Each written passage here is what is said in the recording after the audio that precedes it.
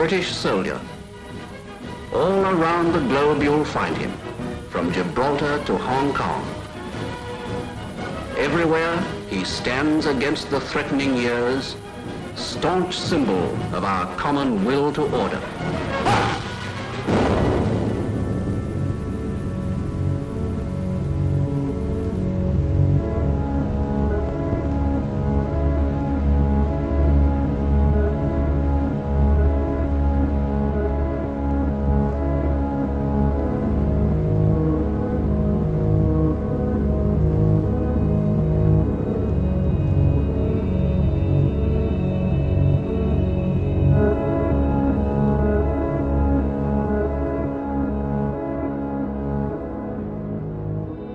The British Empire, the largest empire the world has ever known.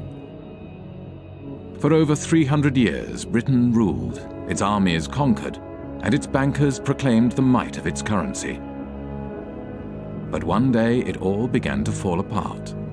One by one, countries declared their independence from Britain, and no amount of force could reverse the tide. As British elites saw their wealth, privileges, and empire disintegrate, they began to search for a new role in a changing world, and they found one in finance. This is a film about how Britain transformed from a colonial power to a modern financial power, and how this transformation has shaped the world we live in.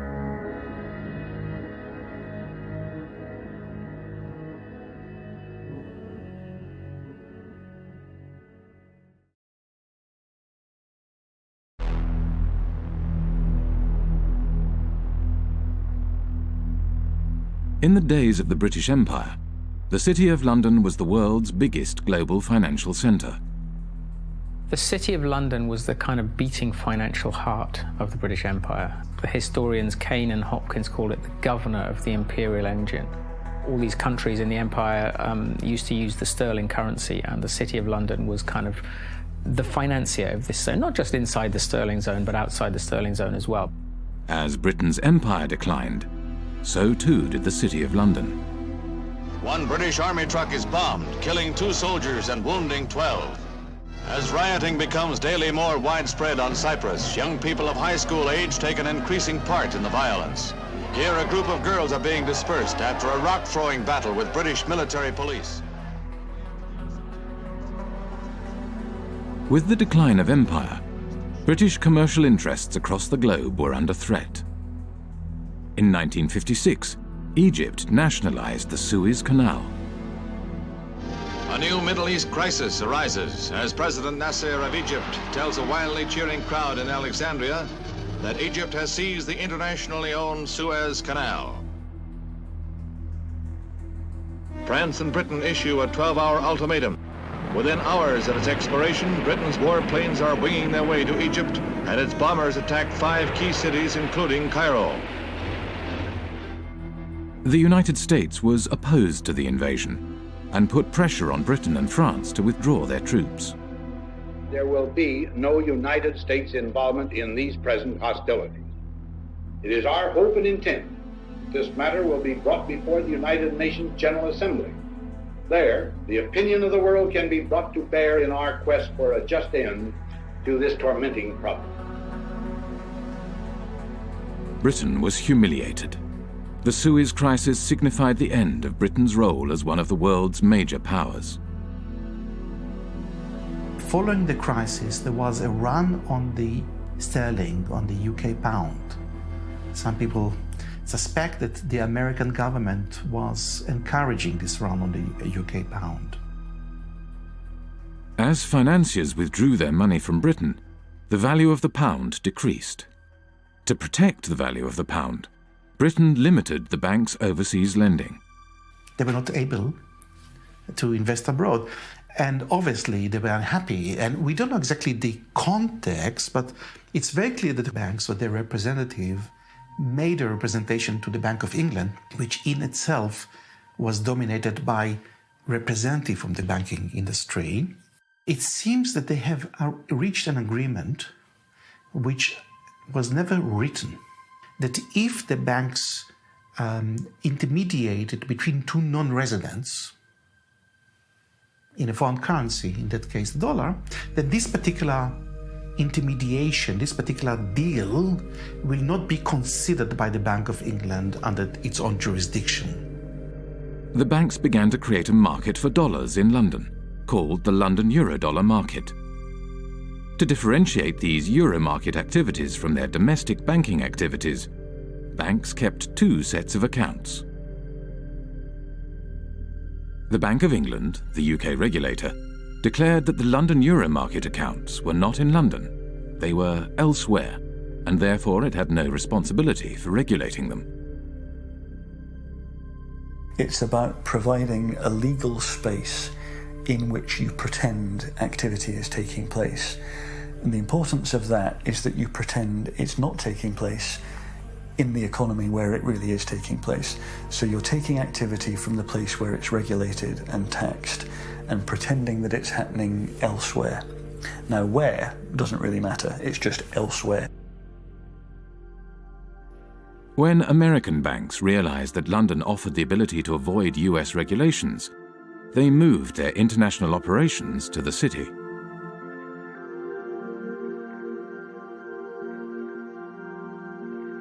Around the same time as American banks were moving their international operations to London, another new kind of financial space began to emerge, far away from London, in Britain's overseas jurisdictions, the last remnants of empire. Back in the 60s, the Cayman Islands was a complete backwater. The stories go that mosquitoes were so thick in the air, sometimes they were enough to suffocate cows. That's a legend that you hear about the Cayman Islands. I don't know how true it was, but there was nothing happening there. Accountants and lawyers from London arrived in the Cayman Islands and other British dependencies and began to draft a set of financial secrecy laws and regulations. Because these jurisdictions' main selling point was secrecy, they were called secrecy jurisdictions. What the Cayman Islands was doing was straightforwardly illegal activity. Drugs money was coming in huge quantities, tax evasion, whatever you wanted, you could have it. The Bank of England was observing the developments from London and noted in a report marked secret, dated 11th of April 1969, "We need to be quite sure that the possible proliferation of trust companies, banks, etc., which in most cases would be no more than brass plates manipulating assets outside the islands, does not get out of hand. There is, of course, no objection to their providing bolt holes for non-residents, but we need to be sure that in so doing, opportunities are not created for the transfer of UK capital to the non-sterling area outside UK rules." These small territories, the last remnants of the British Empire, which are still overseas territories today, they are still the last remnants of the British Empire. There are 14 of these overseas territories. 7 of them are bona fide tax havens, including the Cayman Islands, Bermuda, the British Virgin Islands. Some of the biggest tax havens in the world today are still British. With access to large amounts of offshore money, the euro market grew rapidly. By 1980, it had reached $500 billion. By 1988, $4.8 trillion. And by 1997, nearly 90% of all international loans were made through this market. The British Empire had sunk, leaving hardly a trace behind. But the City of London adapted and survived.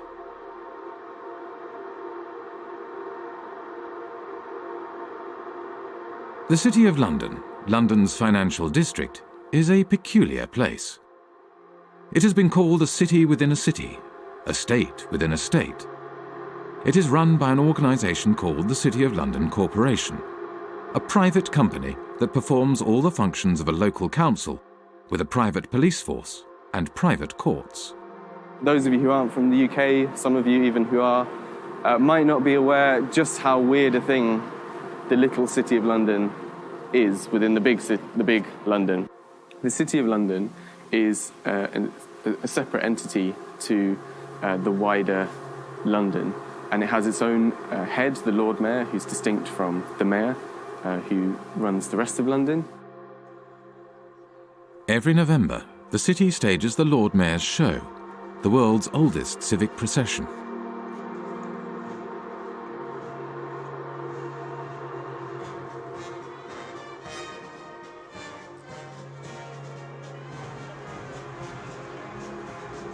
The City of London has long had this curious legal status because back in 1066, when William the Conqueror came over, the city was one of the only portions of England that he failed to conquer, and he struck a deal with the city in 1067 that allowed them to continue functioning. To this day, the City of London is exempt from numerous laws that govern the rest of Britain. Its political system derives from the Middle Ages. The city's electorate is dominated not by its residents, but by the private businesses operating within the city. Its Lord Mayor is selected by the heads of medieval guilds.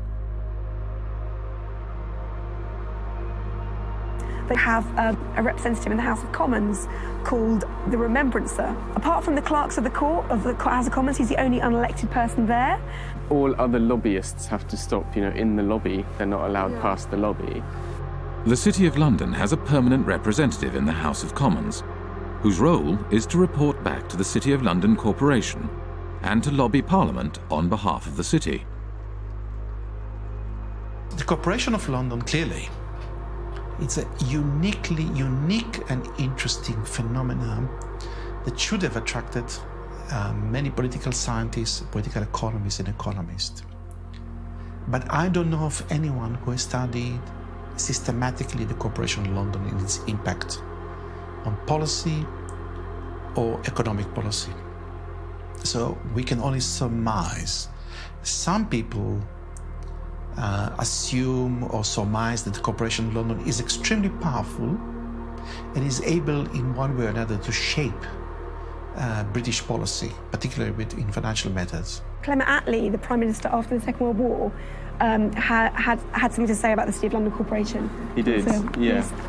So over and over again, we have seen that there is in this country another power than that which has its seat at Westminster.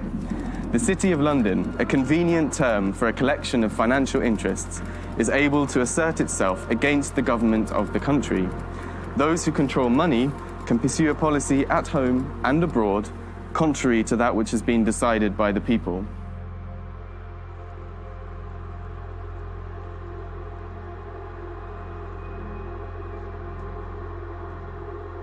At the heart of the City of London stands the Bank of England. The Bank of England is not just a central bank, it is also a financial regulator. At the demise of empire, the Bank of England used this regulatory authority to help attract the world's banks to London. In 1972, the Bank of England issued a license to the Bank of Credit and Commerce International, which set up its head office in London. Within 10 years, BCCI grew into the 7th largest bank in the world. 10 years later, BCCI was bankrupt. The deputy director of the CIA, Richard Kerr, said late today that the CIA did use BCCI to support CIA activities overseas. But BCCI had not just collaborated with the world's intelligence services. It had also engaged in extensive financial fraud, money laundering, and terrorist financing. BCCI constituted international global crime of a level that boggles the mind. BCCI was financing terrorism. The Bank of England knew it, says the report, but instead of supervising it properly, it tried to prevent the bank's collapse. I am saying very directly that the Bank of England had sufficient information in front of it to close BCCI 15 months earlier than it did. Millions of depositors were hurt in that process. Numerous whistleblowers from BCCI had contacted the Bank of England, yet the Bank of England did nothing. The Bank of England had plenty of time to intervene and investigate, but it did not do so because the tradition at that time, which still survives, is that, well, actually, you have to just kind of send hints and talk over lunch tables with the chaps regulating other chaps, and all would be well. Robin Lee Pemberton, the governor of the Bank of England at the time of the collapse of BCCI, commented, "The present system of supervision has served the community well. If we closed down a bank every time we found an incidence of fraud, you would have rather fewer banks than we do at the moment." London was a place for banks to engage in business that was not allowed elsewhere, where senior bankers did not have to worry about the consequences of their actions. This is one of the reasons why today there are more banks in London than in any other financial centre. In Britain, nobody goes to jail. No bankers go to jail. They generally don't. They are a protected species. And that is part of the offshore business model of the UK, is to say, we will protect you, we will bring your money here, we will look after you, we're not going to put you in prison, we'll let you do what you want.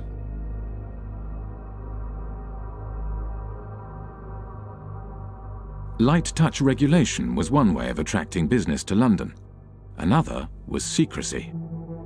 From the 1960s onwards, City of London institutions began to establish offshore branches in former outposts of the British Empire. Their aim was to create offshore centres with strong secrecy legislation in order to attract capital from across the globe. Swiss banking secrecy is the most famous, the most well-known. You put your money in a Swiss bank and they promise not to tell anybody, and that's one kind of secrecy. But another kind of secrecy, which is very British, is the trust. And the trust is a very slippery, complicated and devious mechanism. Trusts emerged, the legend has it, from the time of the Crusades, when the knights would go off and fight in foreign lands, and they would leave their assets in the care of trusted stewards. What trusts do ultimately is they play with the concept of ownership. Ownership is not such a simple thing. So the settlor, the knight in this case, would hand over the assets to someone who these days would be called a trustee. It's often a lawyer. Legally, you are separated from those assets. They're not yours anymore. There's a barrier. You can't be taxed on them. Nobody's going to find anything about your connection to these assets. In Britain's offshore jurisdictions, no qualifications are necessary to be a trustee. Anyone can set up a trust and act as a trustee. There is no registry of trusts. There are no bodies to certify that a trust has been set up.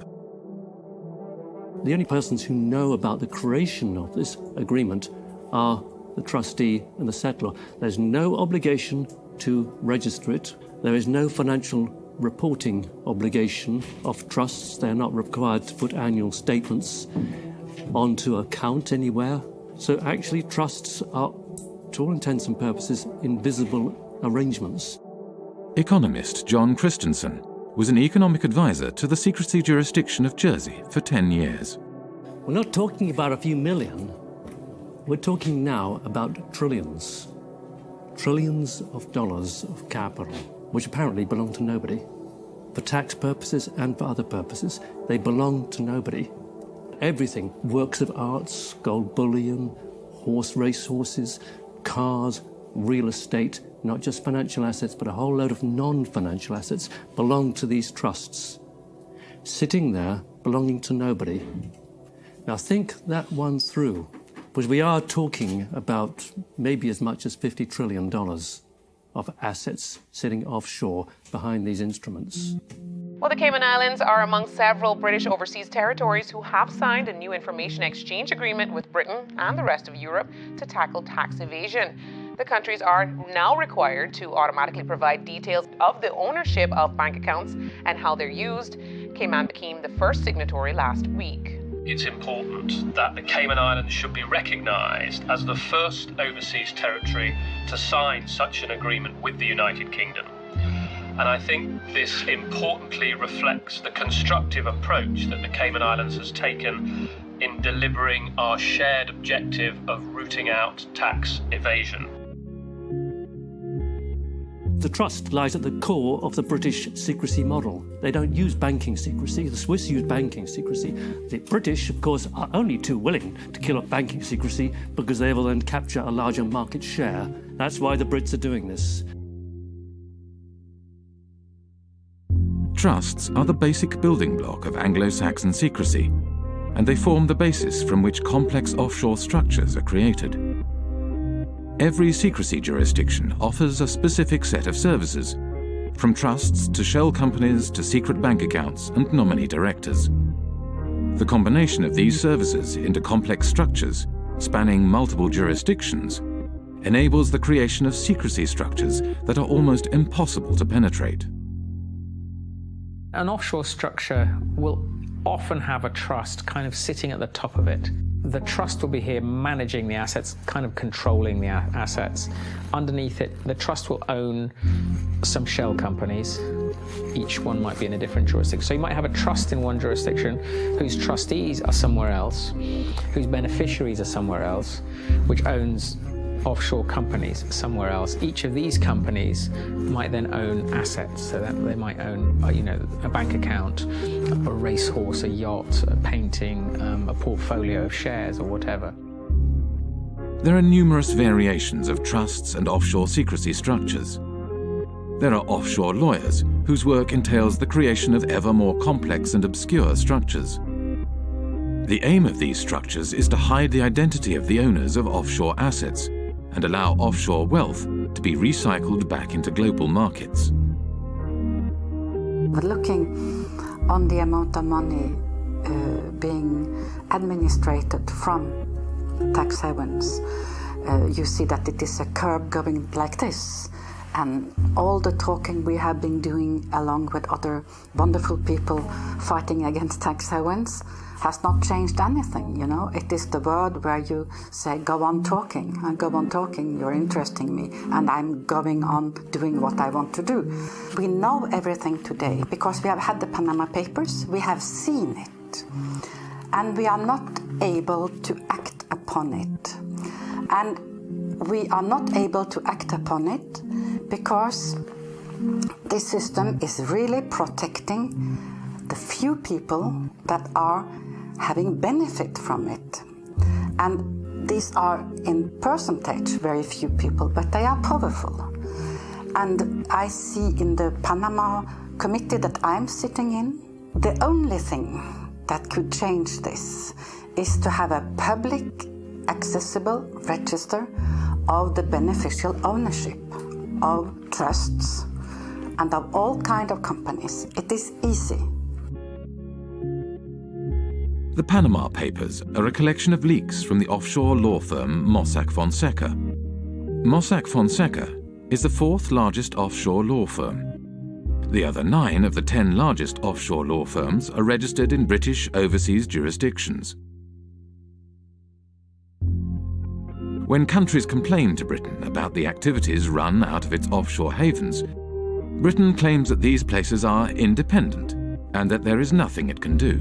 I've heard time and time again from officials in Berlin and in Paris and in Washington and in other countries that they've been told by the British government that, yes, they're well aware of what's going on in Jersey and they think it's very unfortunate, but they don't have the powers to intervene.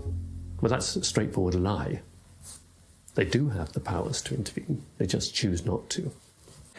Britain plays this kind of game of pretending, when it suits them, to pretend that these places are independent. At the end of the day, Britain appoints the governor, appoints lots of senior people in these places. They're responsible for foreign relations and defence, and also they can veto their legislation as well. So Britain has a massive degree of control. Basically, it is controlling these places, allowing them a little bit of political space. During his time as economic advisor to Jersey, John Christensen frequently travelled to London for talks with various British government departments. As economic advisor, I had a lot of contact with different departments. Traditionally, UK governments have tried not to interfere in the domestic affairs of places like Jersey. So it happens in a more subtle sort of way. You kind of go and talk to someone, either at the Home Office or the Treasury, and they'd say, we're not actually particularly keen on this piece of legislation. It might be a good idea if you didn't go down that route. And over a cup of tea, that's quite a strong signal. That's a signal, go back to the island and say, they don't want you to do this. The British government prefers not to interfere overtly. Instead, it communicates its desires through informal discussions. There is no paper trail or official statement. discussions take place behind closed doors. The relationship that these places have with London is very much about the British establishment and people understanding each other. I mean, anybody who is British or knows British people knows that communication between us is often very subtle, and you have to kind of know the codes when people say stuff. I mean, a lot of irony involved and a lot of kind of codified language, the British establishment, that people kind of understand how it works. And I think that is very much the case with the British relationship with the tax havens. I think there's a lot of understanding of what we can and can't do without anyone having to actually spell it out. By keeping its power hidden, Britain is able to claim that these jurisdictions are politically autonomous. Independence for Cayman is not on government's agenda. That's the message being sent to the UN Special Committee on Decolonization. Attorney Steve McPhail will be representing government at the UN meeting. The committee was set up to help colonies around the world on the road to independence. But Mr. McPhail says he'll be making it clear that Cayman is not ready for that transition. And that message is that the Premier, his cabinet, his party has no mandate from the people of the Cayman Islands to seek independence. That is the message that I will be carrying. When the Bahamas declared independence from Britain in 1967, the offshore bankers relocated to the Cayman Islands and continued their business from there. It was the British connection that reassured bankers and their clients that their money was safe. This British bedrock, that is what has allowed these places to become so trusted by the financial services industry and offshore finance and all these people. In reality, much of the wealth administered in Britain's offshore havens is controlled from London. The City of London, by and large, likes to do its really dirty work outside London. There might, heaven forbid, be a regulator who actually takes the job seriously and starts to prosecute them for fraud in London. So better to do the frauds offshore in Gibraltar or Jersey, where there's much less risk that a serious prosecution will ever happen. Deals are often discussed and concluded in London, but then registered offshore for tax, transparency, and regulatory purposes. What they allow the city to do is to get involved in dirty business, but then when the scandal hits, to say, well, they're kind of independent, there's nothing we can do about those places, that's not us, that's tax haven activity, and we're the city, you know, we're not involved in that kind of stuff. So it's an incredibly kind of convenient relationship. The City of London has shaped the way in which Jersey, Guernsey, and the British Overseas Territories have developed as tax havens.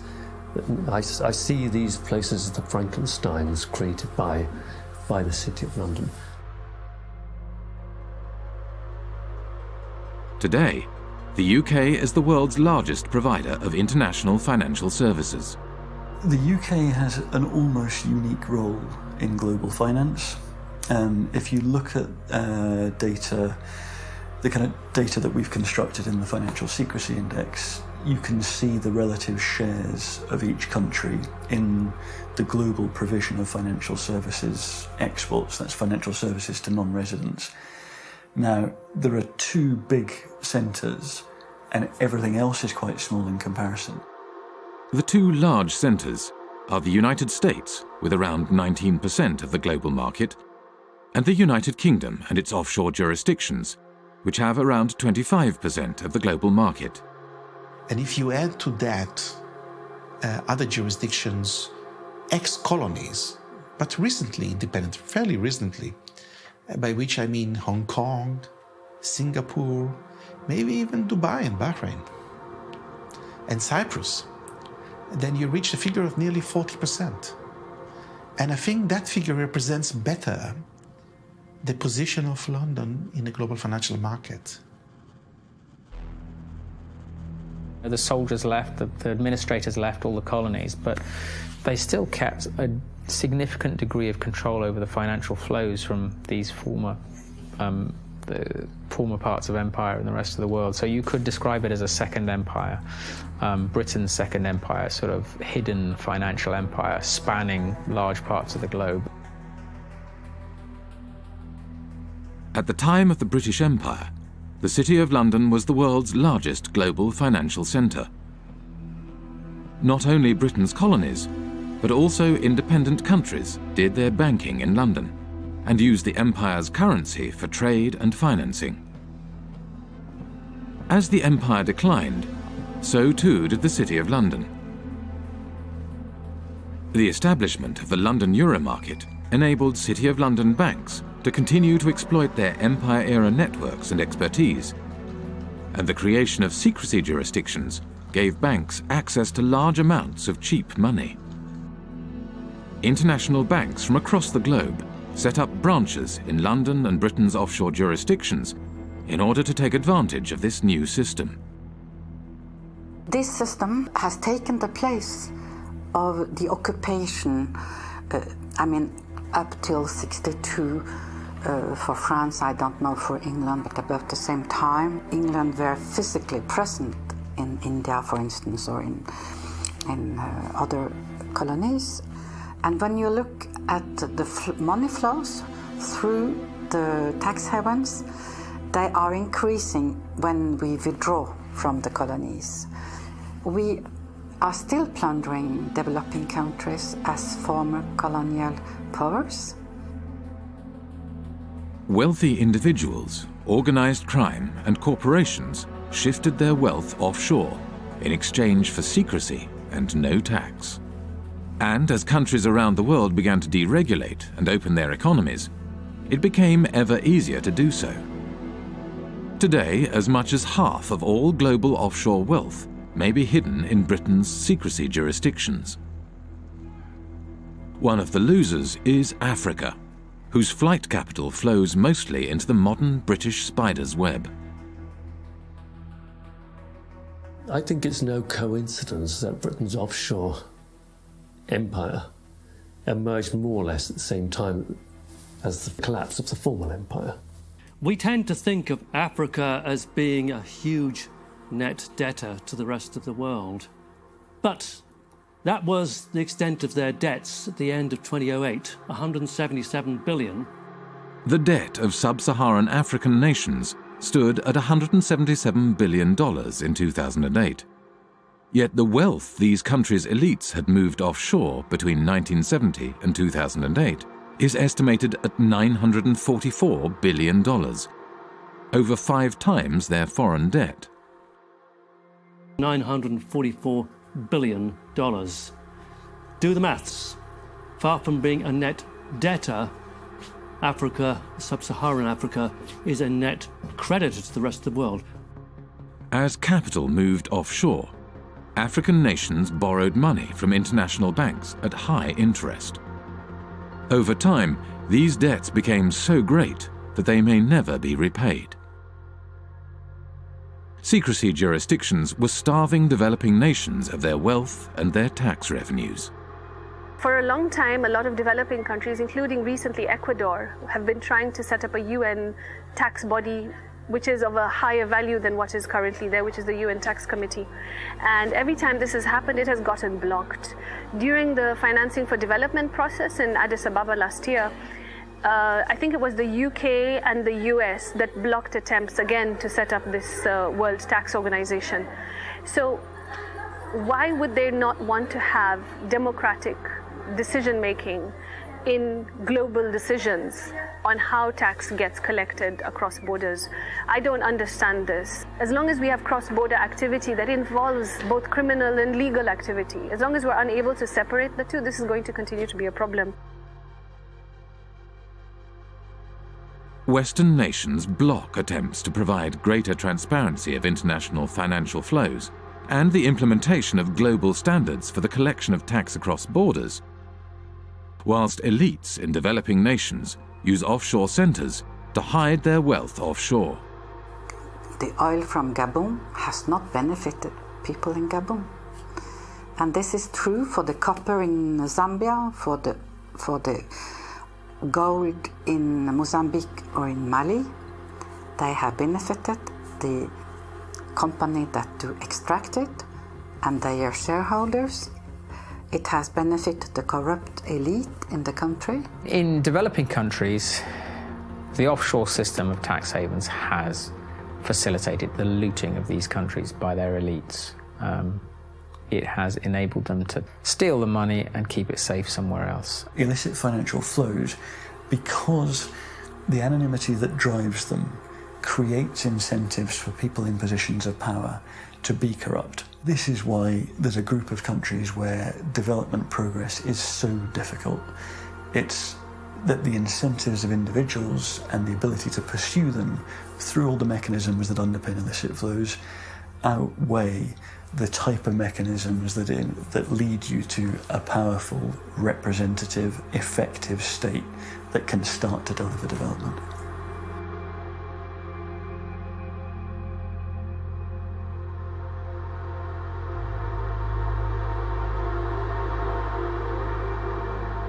Worldwide, developing countries lose over $1 trillion every year in capital flight and tax evasion. Most of this wealth flows into large Western nations like the United States and Britain and enables their currencies to stay strong, whilst developing nations' currencies remain weak. But illicit flows into Western nations also had another unexpected side effect. The economies of the United States and Britain began to financialize. The origins of this financialization, or deindustrialization, go back to the 1960s. Anti-war demonstrators protest U.S. involvement in the Vietnam War in mass marches, rallies, and demonstrations. President Johnson, meanwhile, let it be known that the FBI is closely watching all anti-war activity. In the 1960s, U.S. economist Michael Hudson was working at Chase Manhattan Bank on Wall Street as Chase's balance of payments economist. During the 1960s, the United States balance of payments deficit was entirely a result of foreign military expenditures. Dollars were flowing out of the United States as a result of the cost of the Vietnam War. The United States attempted to prevent the dollars flowing to Vietnam from being deposited in foreign banks. The government asked Chase to set up a branch in Saigon during the Vietnam War. And as you can imagine, it didn't have windows. It was sort of a fortress. It lost money, but the government went to Chase because it said, if you don't get this money that's being thrown off by the military in Vietnam, then it's going to go into French banks. It'll get to General de Gaulle, and you know what he's going to do every month. He's going to cash it in for gold. That's what the United States was trying to stop. The US was not successful in stopping the outflow of money, so it began to hatch a different plan.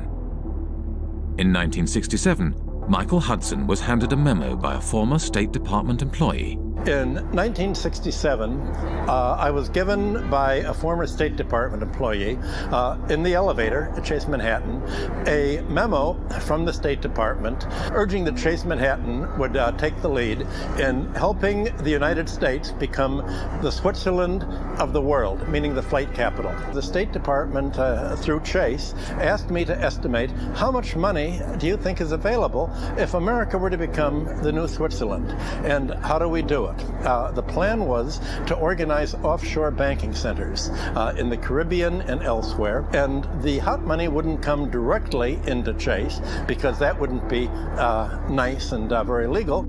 What happened was that the Latin American criminals, other criminals, drug dealers, all sorts of organized crime would put their money in the offshore Caribbean banks, and these offshore banks would then deposit the inflow in the head office.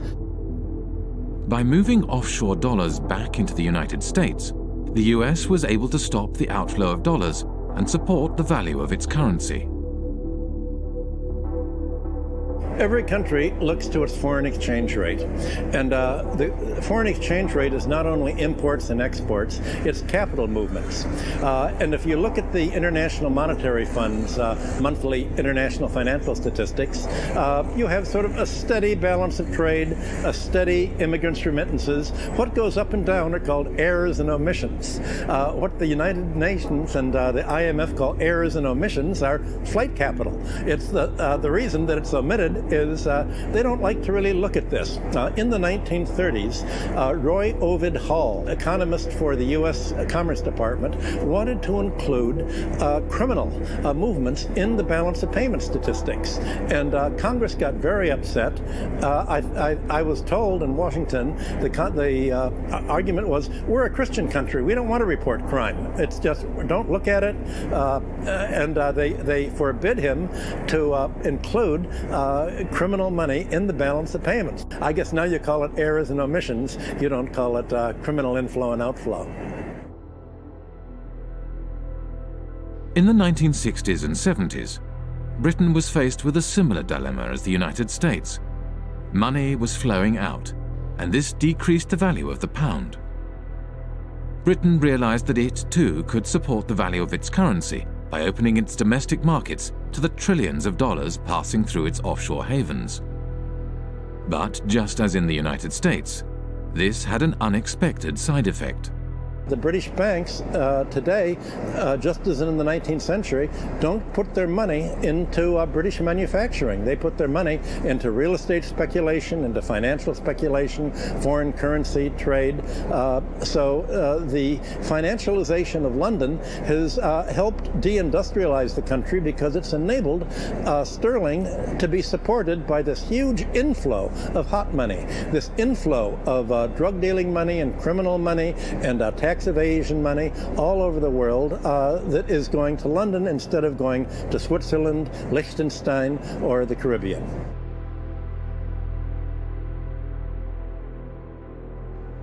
With the silent backing of the United States, Britain's offshore havens grew rapidly, and before long, the offshore system developed into the world's dominant international financial market. Few were aware how this market functioned. In 1986, economist John Christensen went offshore to investigate. He applied for a position at the Jersey office of one of the world's major accounting firms. At Deloitte & Touche, I was working in what's called company and trust administration, straightforward offshore stuff. I went offshore specifically to work in that area because that's where you're dealing with the offshore companies, the shell companies, the offshore trusts, and you're administering them. That way I could see from working inside a big global accounting firm exactly what the clients were doing. I had complete access to all the client files. And over the course of my period of working with Deloitte & Touche, I investigated over 100 of their clients offshore, and this is what I found. There were some insider traders, some market rigging, some avoiding disclosure of conflicts of interest, illicit arms trading, illicit political campaign donations, contract kickbacks, bribery, fraudulent invoicing, trade mispricing, and, at the bottom, tax evasion. Okay? This is what the clients were doing.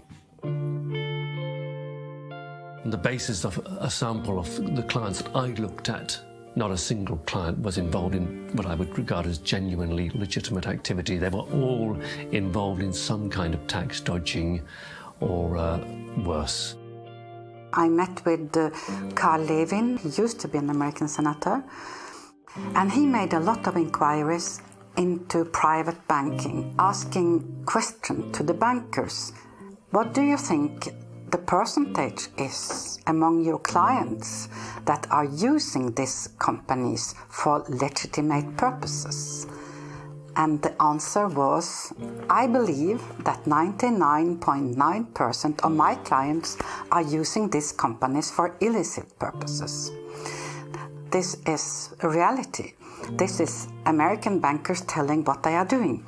And it's exactly the same thing with UK bankers helping their clients to have accounts in Panama or in Bermuda or in Cayman Islands.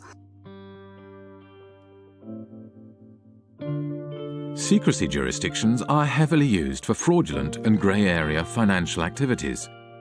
Areas where secrecy is not just desirable, but a necessity. Legitimate financial activity has no need for the secrecy offshore havens provide, nor a desire to pay the high fees offshore banks and law firms charge.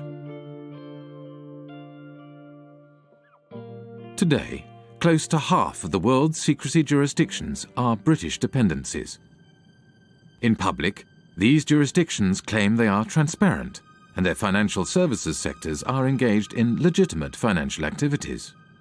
Our economy is not based on secrecy. It's based on transparency. It's based on a sound regulatory environment.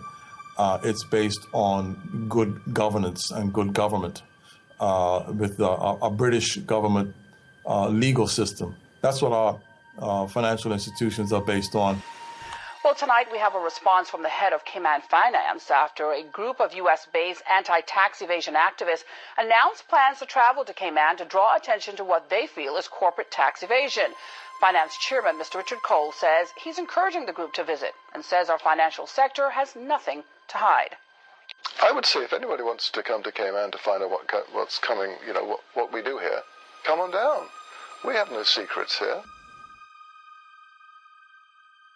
When I went to the Cayman Islands back in 2008, I think it was, I called the government spokesman and he said, OK, we have had an order from on high that nobody is allowed to speak to you. You are off limits.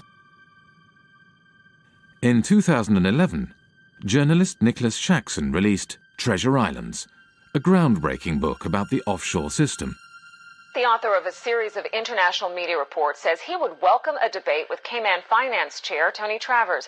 Mr. Travers recently called Nicholas Shaxson an imbecile with the understanding of an 11-year-old. There are always going to be the politics of envy. Now, the politics of envy are exacerbated by imbeciles who don't actually understand what's going on in the Cayman Islands. I don't know what he's talking about. And furthermore, he doesn't know what he's talking about.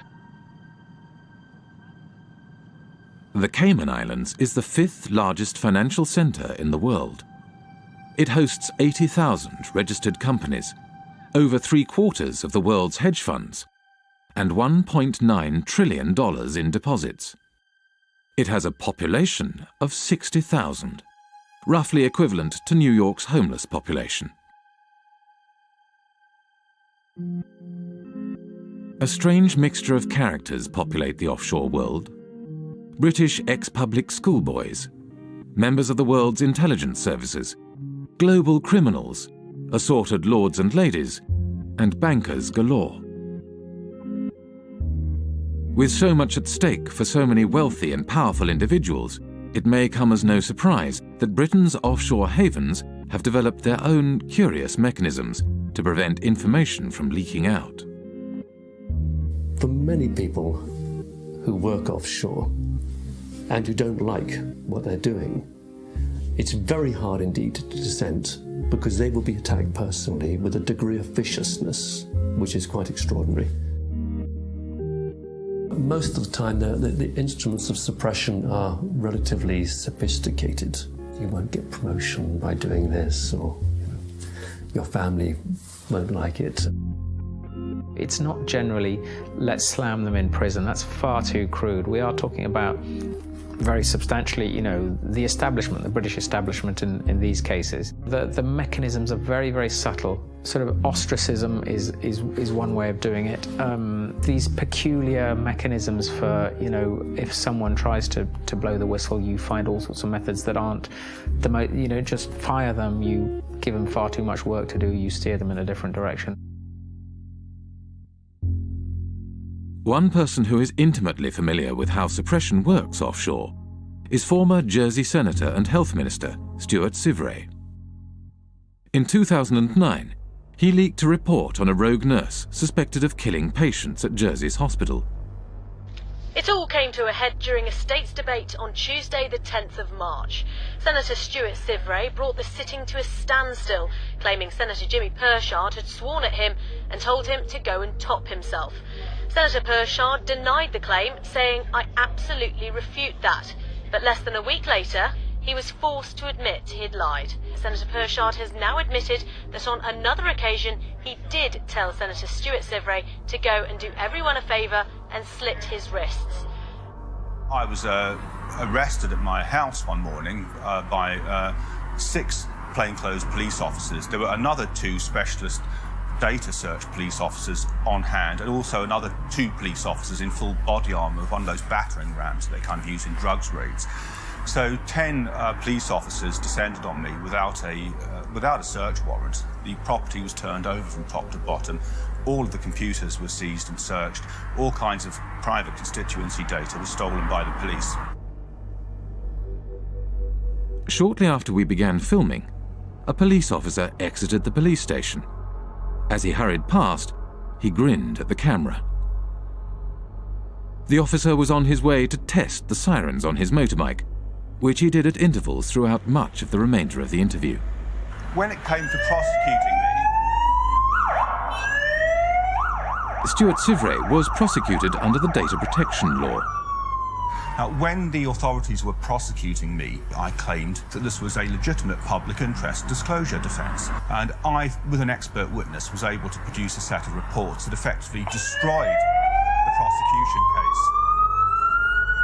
In reaction to this, the magistrates ruled that Stuart Sivray's defence case, that he had leaked the report in the public interest, would no longer be admissible, but continued to prosecute him all the same, without a defence case. Over the past 7 years, Stuart Sivray has been repeatedly taken to court and imprisoned 3 times. He does not know when or if the persecution will end, nor does he know when he will find himself behind bars again. To look at Jersey from the outside, it looks like it's got a prosecution system, it looks like it's got a court and a legislature, but none of it's real. It's a Potemkin village.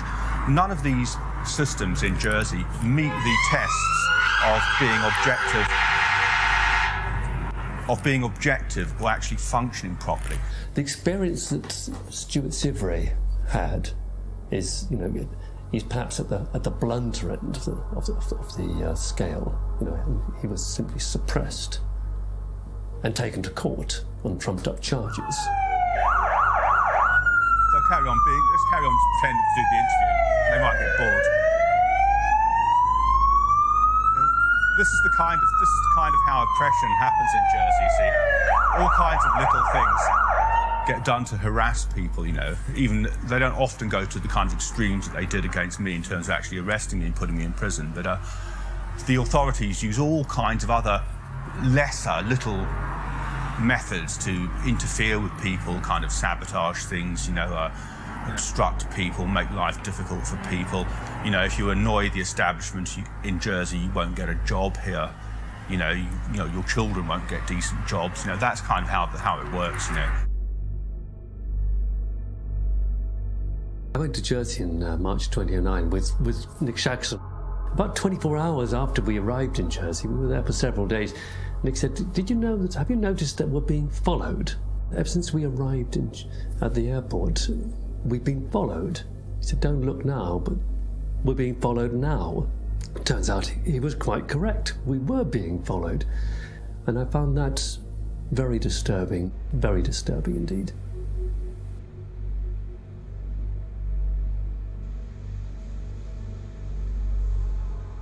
They have a saying in Jersey, if you don't like it here, there's always a boat in the morning.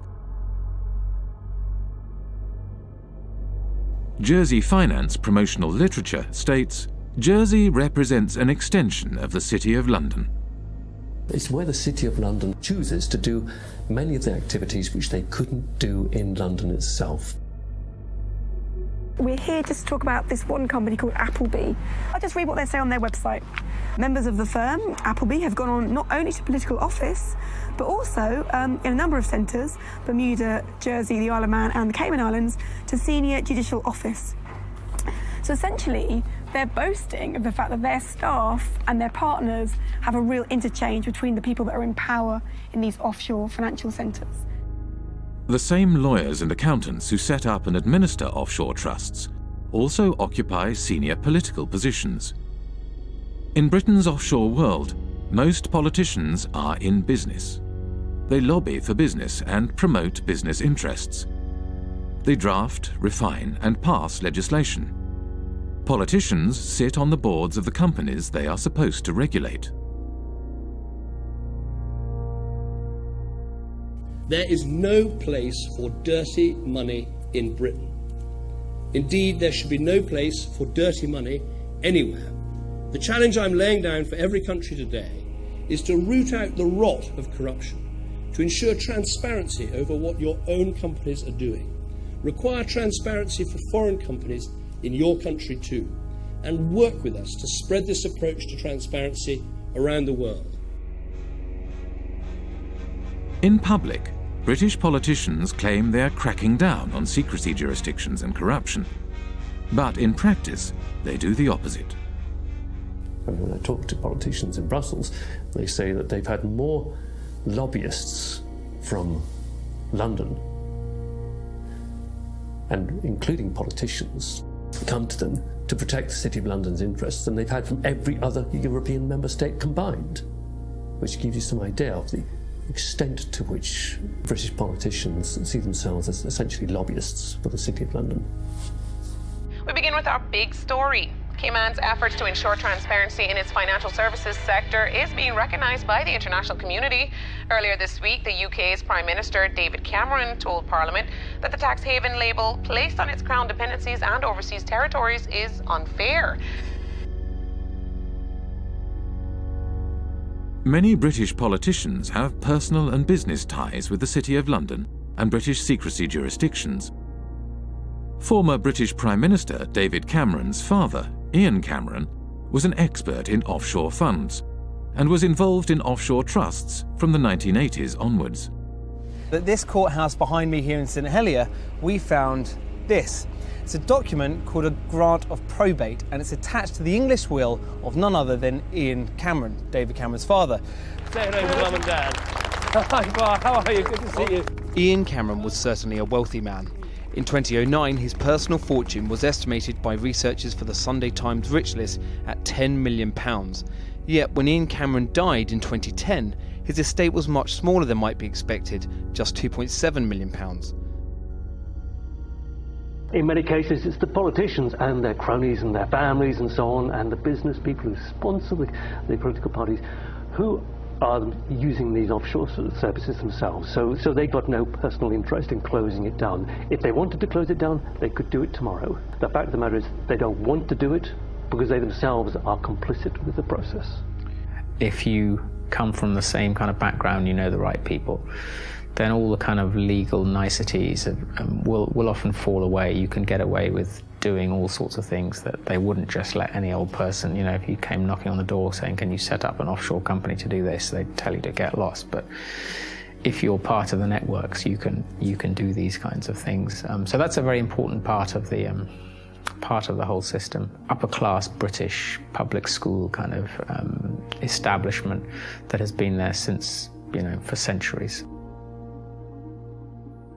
The British establishment, an old boys' network of privileged elites, had carved out a lucrative niche for themselves in the offshore world after the demise of empire. They transformed themselves from administrators of empire into financial handlers for the global elite and multinational corporations. As more money flowed offshore, societies around the globe began to feel the impact of the offshore world. The reality is not what you believe, that your prime minister has the power to decide on the future of your country. The power is hidden here. We have country after country around the world where the lack of financial transparency about taxation, about ownership, about corruption has undermined the extent to which governments deliver representative policymaking for their citizens. We have extreme cases like the hiding of tax evasion by people in finance ministries in Greece, in France, but we also have this system that in general is geared towards anonymous company ownership, the anonymous ownership of properties across London, of half of the land in Scotland. You know, do we really think there's any circumstances in which governments work better, in which markets work better, in which the distribution of income and assets is better, when we allow so much to be hidden? Who wants to not know who you're doing business with? Who wants their government to have people working for it, or to be led by people whose assets are hidden, whose financial transactions are conducted anonymously offshore? You know, this is a bad direction for the world. We need the citizens to understand what is happening, that they are the ones who is carrying the burden, and that some individuals having the power are exonerating themselves. Ordinary people are paying taxes, rich people are not. So this is inequality, and it is leading up to populism, because it shows so clearly that the people today leading the world are not able to take care of the interest of ordinary people.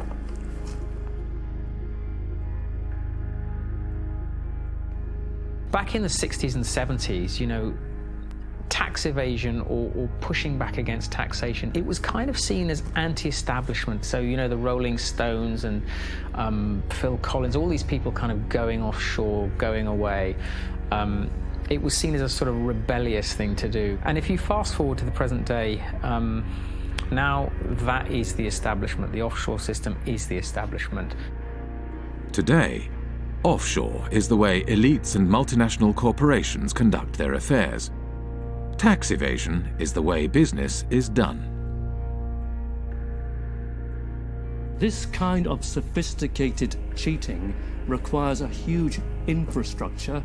We like to talk about the pinstripe infrastructure of highly educated people who think it is their right to help others to cheat societies. We have a new mafia in town. It does not actually shoot people, does not put bullets in their kneecaps, but its trade is just as deadly. It deprives people of opportunities to have healthcare, education, security, justice, and essentially a fulfilling life. Accountants form the backbone of the offshore system. They administer the structures that allow individuals and corporations to shift their money offshore and evade taxes. There are about 2.5 million professionally qualified accountants on this planet. About 330,000 are in the UK. Well-known people, well-dressed, well-fed, highly paid, are sitting in city centre offices, and they are paid to dream up tax avoidance schemes for individuals and for corporations. We can all elect a government which says, vote for us, we will give you better healthcare, better education, better security. And next day accountant says, sorry about that folks, you elected this government, but we actually got a tax avoidance scheme, and the Amazons and the Googles and Microsofts won't be paying any taxes in your jurisdiction. Too bad. You voted for it, but actually you're going to get something else. So it's a crazy world that part of the business model at big accountancy firms is how to deny public the services by erosion of tax revenues. And these firms are then rewarded with government-funded contracts, and the same firms are then advising local governments and the central governments, and the same firms then report on the company accounts and tell us all is well. When I argue this with a Price Waterhouse partner in a face-to-face debate, he said, Professor Sicker, you never give us credit for anything. We generate millions of dollars of revenues, and we have lots and lots of satisfied clients. What is your problem? And my response was very simple, that's the language of drug pushers and pimps.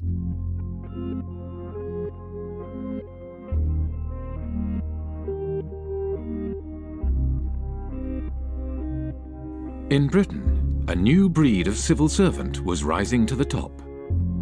One such civil servant was Dave Hartnett, who rose to the top of HMRC, the UK tax authority. Dave Hartnett had a new way of collecting tax. Deals would be negotiated on an individual basis, behind closed doors. In the case of the largest clients, Dave Hartnett frequently led the negotiations himself. British Telecom was one of the first companies through the programme and received a refund of over £1 billion. BT's chief executive, Ben Verweyen, wrote, "Earnings per share up 14%, and nice to know that we have a £1 billion credit from the taxman." Dave Hartnett claimed this approach was more efficient. Litigation in the courts is really phenomenally expensive in this day and age all over the world, and I think is to be avoided where possible. And the art is to persuade people to pay by strength of argument and the like.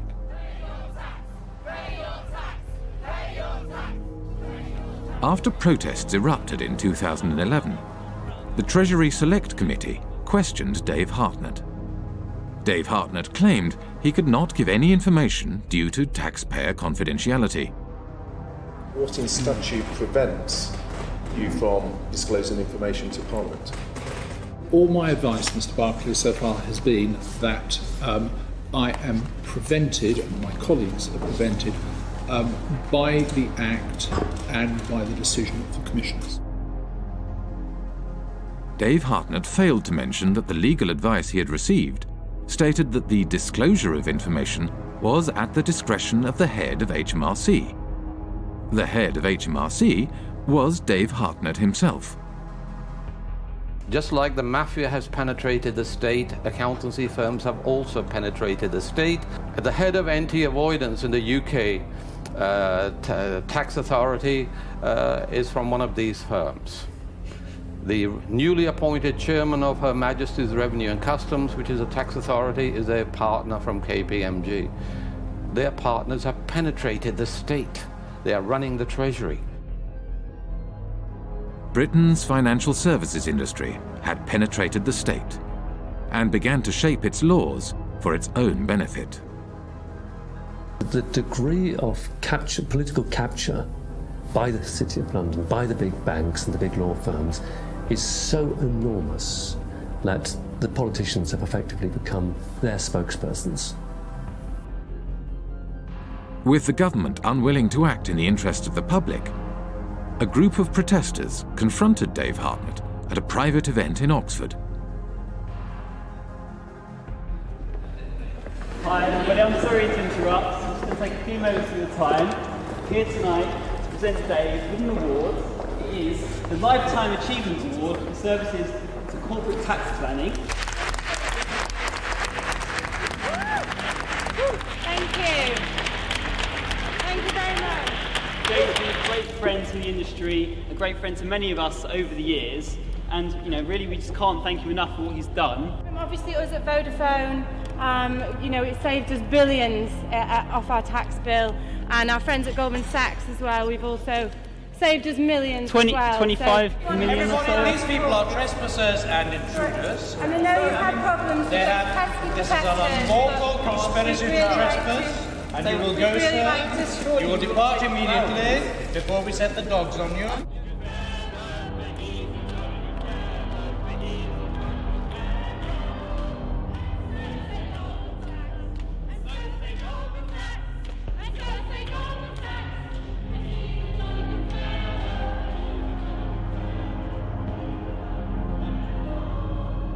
Go. You're trespassing. Okay. Sorry. You are trespassing, scum. Go.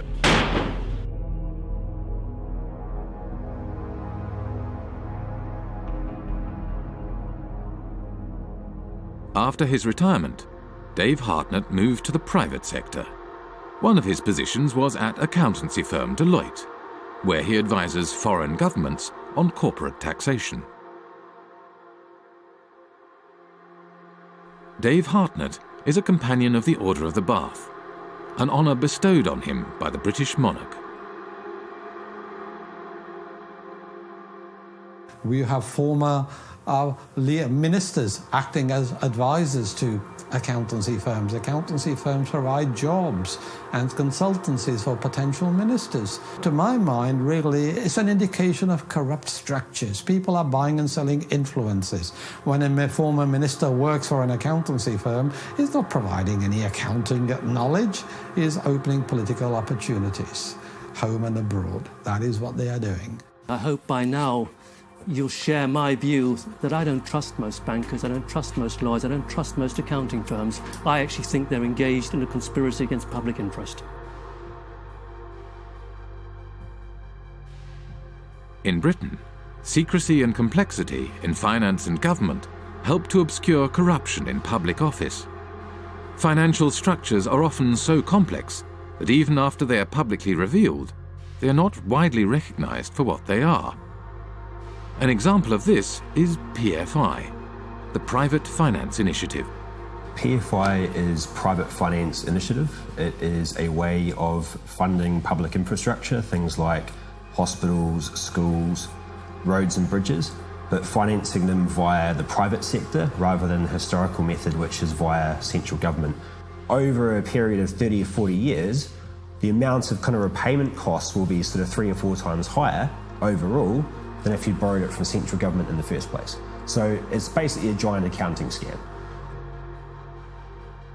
Once the PFI policy has been set up, you find that the big 4 accountancy firms were actually paid members of staff within the Treasury Department who were then actually going around and selling and advising upon the implementation of PFI contracts by public authorities.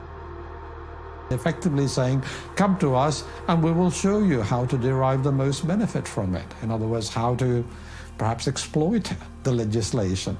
Even the offices of the State Tax Authority are now owned offshore.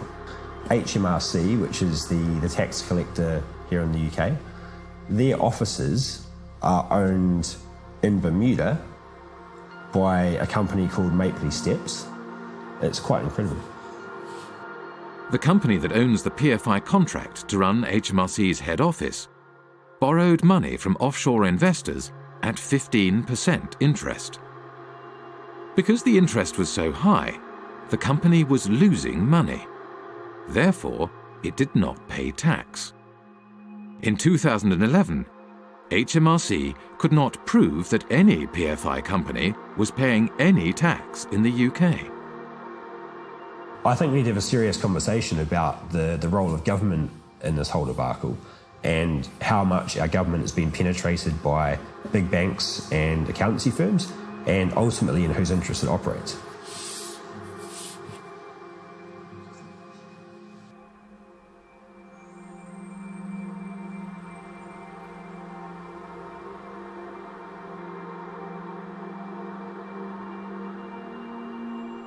The reason we were protesting outside the Africa PPP conference is that we wanted to make sure that citizens back in Africa should hear about the fact that such policies have been a complete failure here in the UK. We know that these products are not being marketed to African countries in their own best interests. Their only motivation is to spread the reach of financial services into new markets. It's all being promoted in the interest of the City of London. What you're seeing is basically a second form of colonialisation. You've had initially occupation, resource extraction, and through that process, countries like Britain, which have had a large offshore empire, have developed significant networks, and now those networks are being used to promote and exploit financial services.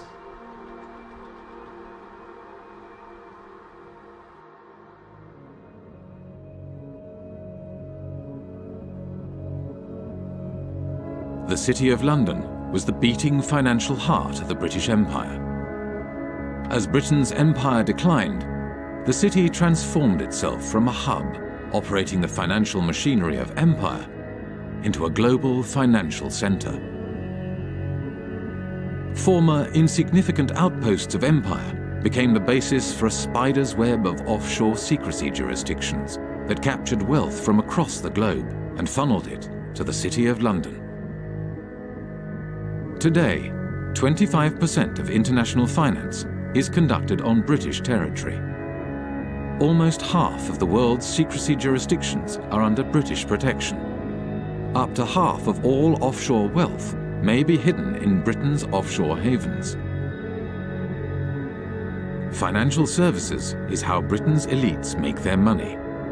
And it is also where former government ministers, senior civil servants and retired spooks from MI5 and MI6 receive lucrative consulting positions after their time in public service. Together, they have transformed Britain and its dependencies into the world's largest tax haven, harming development throughout the world and turning Britain itself into a country that serves, above all, the interests of its elites.